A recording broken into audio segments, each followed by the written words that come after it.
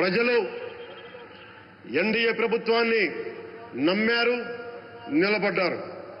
అలా నిలబడినందుకే ఈ రోజున మన గౌరవ ప్రధానమంత్రి గారి సారథ్యంలో ఈ ప్రారంభోత్సవాలు కానీ, శంకుస్థాపనలు కానీ, అది దక్షిణ కోస్తా రైల్వే జోన్ కావచ్చు, కృష్ణపట్నం ఇండస్ట్రియల్ పార్క్ కానీ, గ్రీన్ హైడ్రోజన్ హబ్ కానీ, అనకాపల్లి బల్క్ డ్రగ్ పార్క్ కావచ్చు, 6 కొత్త రైల్వే ప్రాజెక్టులు కావచ్చు, వీటన్నిటిని వచ్చే పెట్టుబడి దాదాపు 2,10,000 కోట్ల రూపాయల పెట్టుబడులు, 7.5 లక్షల మందికి ఉపాధి అవకాశాలు. అవినీతితో కూరుకుపోయి ఉపాధి అవకాశాలు లేక, ఉద్యోగ అవకాశాలు లేక విలవిల్లాడుతున్న సమయంలో మీరు నిలబడ్డారు. అందుకే ఈ రోజున ఈ 2 లక్షల పైచిలకు పెట్టుబడితో 7.5 లక్షల ఉపాధి అవకాశాలు లభించి మనందరికీ ఇచ్చినందుకు మనస్ఫూర్తిగా ప్రధానమంత్రి శ్రీ నరేంద్ర మోదీ గారికి చేతులెత్తి నమస్కరిస్తున్నాం.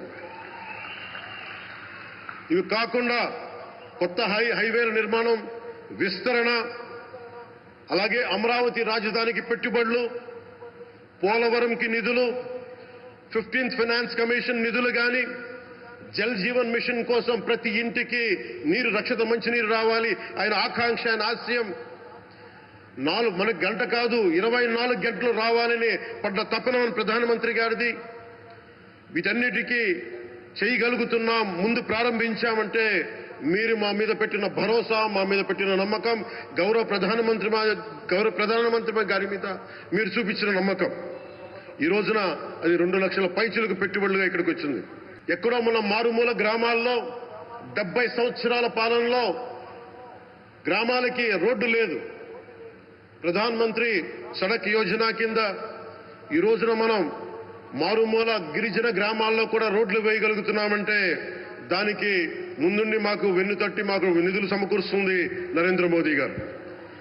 భారతం అభివృద్ధి పదంలో ఎందుకు చేశారు ఇవన్నీ అంటే, భారతదేశం అన్ని రాజ్యాలు, అన్ని రాష్ట్రాలు ఏ ఒక్కరు కూడా అభివృద్ధిలో వెనకపడకూడదు.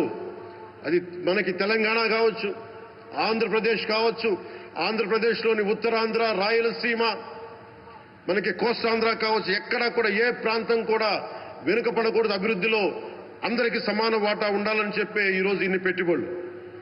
ఈ మోదీ గారి సంకల్పానికి, సహకారానికి, ఆయన గైడెన్స్కి మనస్ఫూర్తిగా నా కృతజ్ఞతలు. 5 ఏళ్ల అవినీతి, అరాచక పాలనలో ఆంధ్రప్రదేశ్ అంధకారంలో కూరుకుపోయినప్పుడు ఆ రోజున మన ముందుకొచ్చి మేము ఎన్డీఏ కూటమితో మనం నిలబెడదాం, ఆంధ్రప్రదేశ్ ప్రజల ఆకాంక్షలు నిలబెడదాం, అభివృద్ధి పదంలో నడిపిద్దామని చెప్పి ఆ రోజు ఆశాజ్యోతిలో నిలబడ్డారు.